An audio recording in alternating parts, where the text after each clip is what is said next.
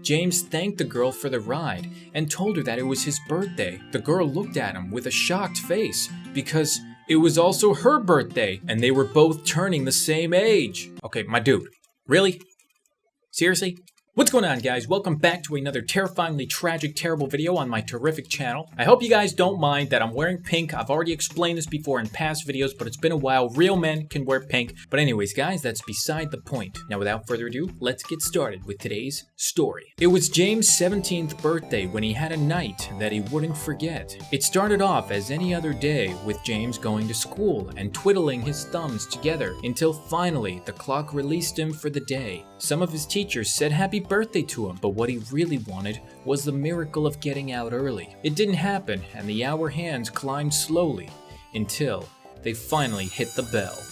Well, I think we've all had one of those days, right? Where we're just sitting there literally counting down the seconds until it's like 2:55 p.m. or whatever the heck it is time when you guys get out of school. When he returned home, his family surprised him with his favorite ice cream cake and a new video game for his console. He spent a bunch of time with his family. Until later in the day, his friends called him to hang out. "We've got your cake held hostage. You better come now if you want it to last." Okay, I don't know who says that on the phone, but okay.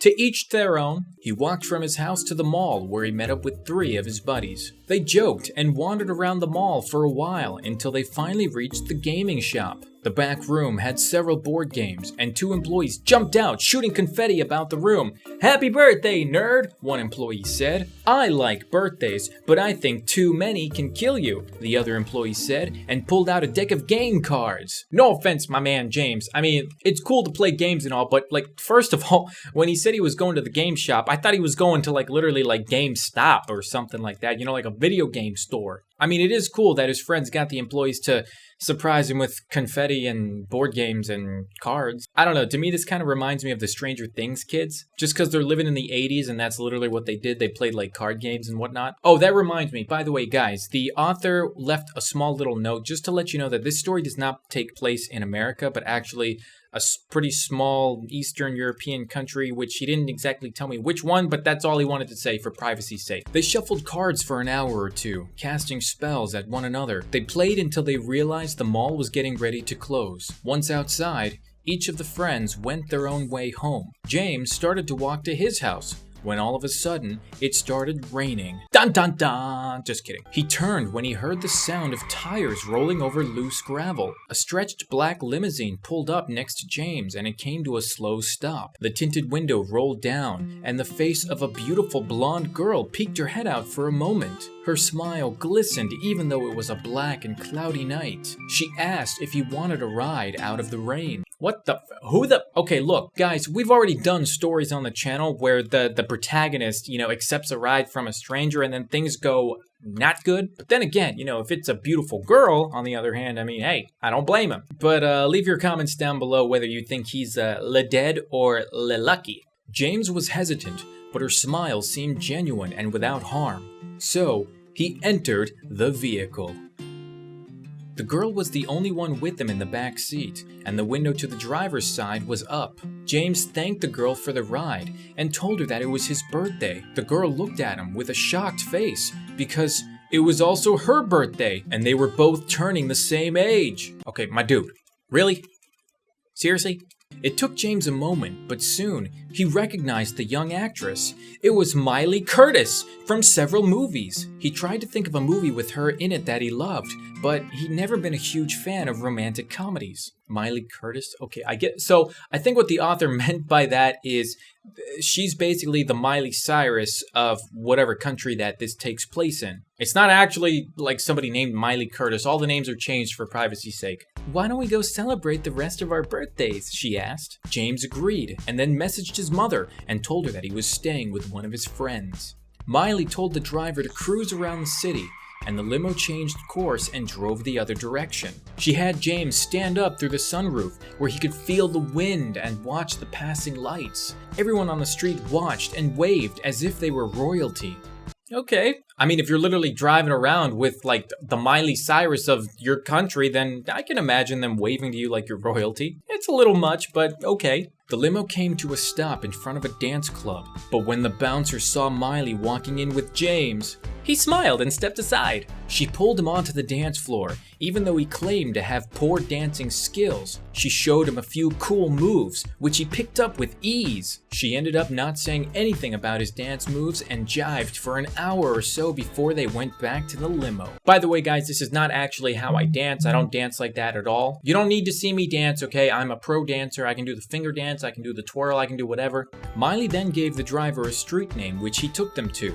They ended up at a blocked road, but Miley got out and told James to follow. Alright, well, this is the part where she kills him. F in the chat for James. James, it was really nice knowing you, dog, but you dead.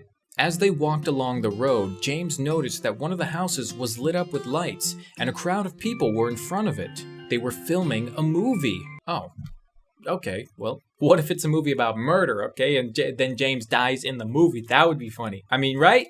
Or that's just me? Okay. They were filming action scenes with actors pretending to fight and stuntman jumping from the rooftop.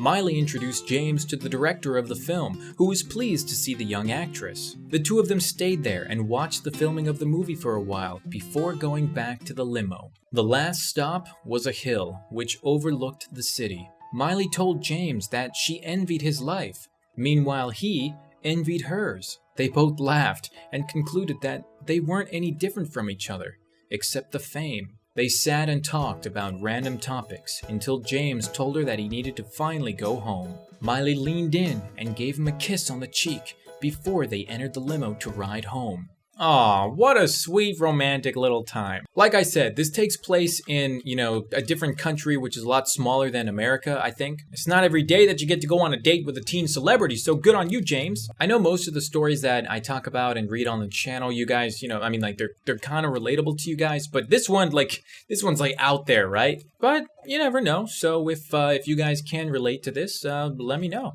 When James got back in the limo, he pinched himself because he'd assumed that he had fallen asleep and dreamt the entire thing. Later on, when they finally dropped him off at his house, James turned to say goodbye to Miley, and she handed him a piece of paper before driving off. He glanced down at the piece of paper to find a phone number. A smile then spread across his face, and he looked at the limo pulling away. It had been the best birthday ever. And that is the end of the No, I'm just kidding. There's actually a little bit more. A few days went by, and all the while being doubted by his friends that it ever happened, James eventually called the phone number. But, to his dismay, it connected to an inactive number. James was surprised and sad, but ultimately confused. Maybe she just needed a night with someone different. And that is the end of the story. Holy moly, that's a noli. Well, I guess he didn't get too lucky. Guys, what do you think about that story down below? I mean, poor James, dude, he got stood up. I don't know if the number she gave him was real or a temporary and he should have called her ASAP. Or maybe she never gave him an actual number in the first place. Or maybe her management found out and they changed her number or took her phone number away. Or maybe he's dyslexic and he typed in the wrong number or something and now he thinks that she gave him the wrong number. Who knows? But leave your answers down below in the comments as always. If you guys enjoyed this story, be sure to leave a like, hit that sub button if you're new because I upload videos every week. Now, I didn't want to mention this at the beginning of the video because I didn't want you guys stuck on it through the whole, story. But yes, I do have a little bandage thingy on my nose because I recently went to the dermatologist and I got one of my moles taken out. Relax, I know you guys love my moles. I'm a moley man. I actually like my moles. I'm very proud of my moles. I appreciate, having little beauty marks on my face and whatnot. But I always had this one on my nose that was, a little bit bigger than normal. But when I went to the dermatologist recently for just a small checkup, he actually recommended that I probably get it removed. And at first I was like, nah, man, I like this. It's been a part of my family. Well, it's been a part of me for my whole life. But then you know what? It's a pretty small procedure and I ended up just actually getting it removed today. I don't know. I mean, I'll be honest. Part of me didn't want to get rid of this one mole on my nose because, it's just been a part of me my whole life. But at the same time, part of me has always kind of wanted to get rid of it just because, it's kind of big and it's right here on my nose. And it's kind of noticeable if you ever see me in person. I don't really like it. But it was just kind of funny because literally as he was like removing it, I was like thinking to myself, oh, this is so sad. Alexa, play Despacito. Yeah, I was actually getting a little bit sad. But anyways, yeah, if you notice that I have like a little bandage right on my nose here, it's because I just got the mole removed. So as always, thank you guys so much for watching, and until next time, we will see you guys in the next video. Good night. You did so good.